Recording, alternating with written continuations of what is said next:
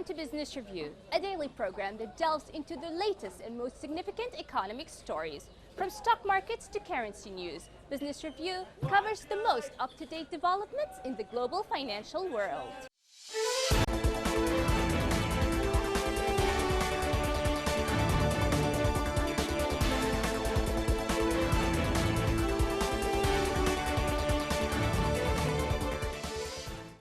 Milk producers from different countries protested against EU plans to help the dairy sector weather the coronavirus crisis by storing surplus milk. Several farmers gathered in the outskirts of the Belgian town of Braine-le-Comte to spray milk powder over a cow statue painted in European flag colours, saying EU measures will rather prolong than solve the problem.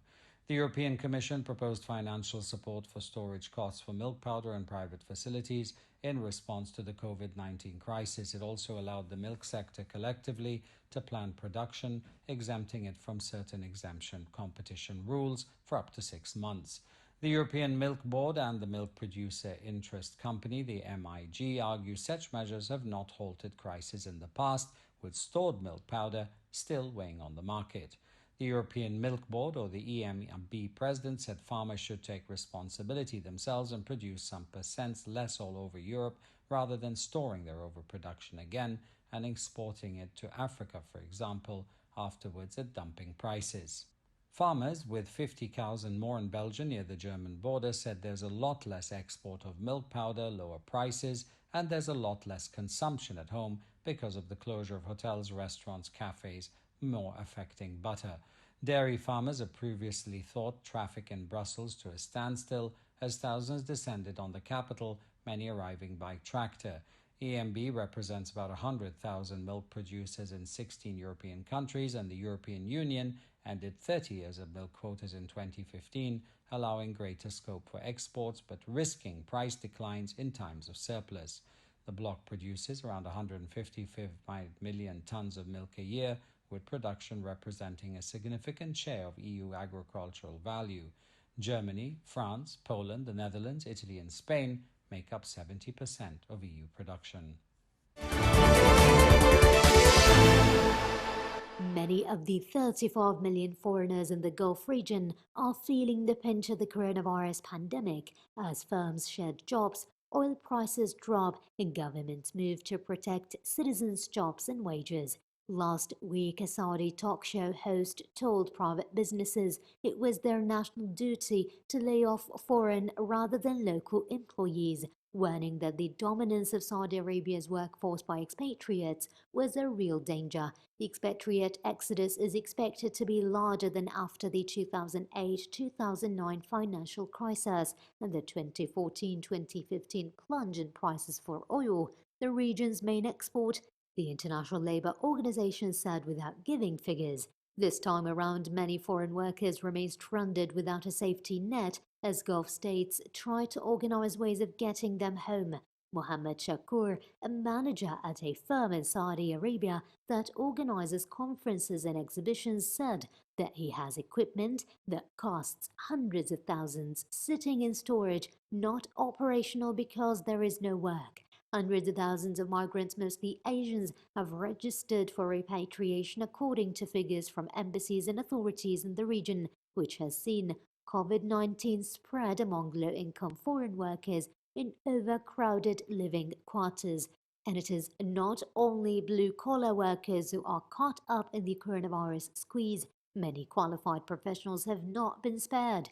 Dubai, a business and tourism hub, was hoping for an economic boost from hosting the Expo World Fair this year, but the event was postponed until October 2021 due to the pandemic. According to the International Monetary Fund, the Middle East is headed for an economic downturn this year that dwarfs 2008, 2014 and 2015 as countries are hit by the double blow from coronavirus closures and record low oil prices. The European Commission is considering creating a new authority to police financial crime and monitor banks more strictly. In an action plan sent to the European Union's 27 governments, the Commission, which with the EU's executive body, said the bloc needed a system to tackle money laundering and financial crime with an EU-level supervisor. Commission Vice President Valdis Dombrovskis told a news conference that the EU-level supervision could be run out of the European Banking Authority or done by a new agency. The Commission also published a new list of countries that it said needed to do more to curb money laundering. The revised list is set to take effect from October. Companies in any of the listed states are banned from receiving new EU funding. The Commission added the Bahamas, Barbados, Botswana, Cambodia, Ghana, Jamaica, Mauritius, Mongolia, Myanmar, Nicaragua, Panama, and Zimbabwe to the list. Countries already on the list are Afghanistan, Iraq, Vanuatu, Pakistan, Syria, Yemen, Uganda, Trinidad and Tobago, Iran, and North Korea. All except North Korea have committed to changing their rules in order to better tackle money laundering and terrorism financing. The Commission removed 6 countries from the list, saying they had made progress, mainly Bosnia, Guyana, Laos, Ethiopia, Sri Lanka, and Tunisia. The UK's hospitality sector has taken a dramatic financial hit since they were ordered to close in March, shortly before the government imposed a full lockdown to stem the spread of COVID-19 coronavirus. Many restaurants and cafes face an uncertain future, with the sector forecast to be one of the last to return to normal service as the lockdown eases. Andrew Wong, the Michelin-starred chef, is now drawing on the experience, one of the hundreds of high-end restaurant owners looking to take their temples of gastronomy to a wider audience while the coronavirus keeps diners away. Where once customers would fly in for a booking made months in advance, London's most famous names across Mayfair, Knightsbridge, Notting Hill and Chelsea are now offering takeaways, online cooking classes and recipe boxes. With reduced footfall and almost certainly in the months ahead, Wong thinks businesses will have to diversify as much as possible to keep afloat. Employing 2.9 million people, the broader hospitality sector is facing a threat if it cannot incorporate social distancing rules to the tightly packed restaurants that serve a lot of meals just to cover their costs. The chief executive of the Think Hospitality consultancy group, James Hawkins, said that most restaurants will most likely to be trading sub-economically for the remainder of 2020 and that the government will need to provide continued support for businesses to trade with social distancing in place. But Wong thinks there is no telling how the measures may affect the dining experience or how customers and staff will react. Chinese Premier Li Keqiang chaired an executive meeting of the State Council on Policies to support enterprises affected by COVID-19 in Beijing. The meeting heard the report of the effectiveness of the 90 policies and measures the government has taken to support the firm's resumption of work and production in different sectors.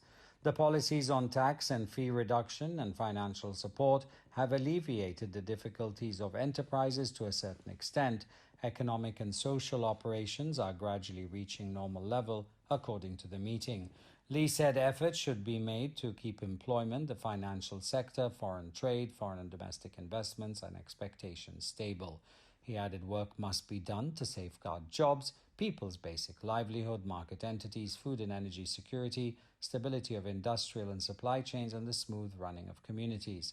The meeting stressed the more supportive policies will be released in line with the changing situation and the need of enterprises, including the release of another 1 trillion yuan for the 2020 local government special bond quota.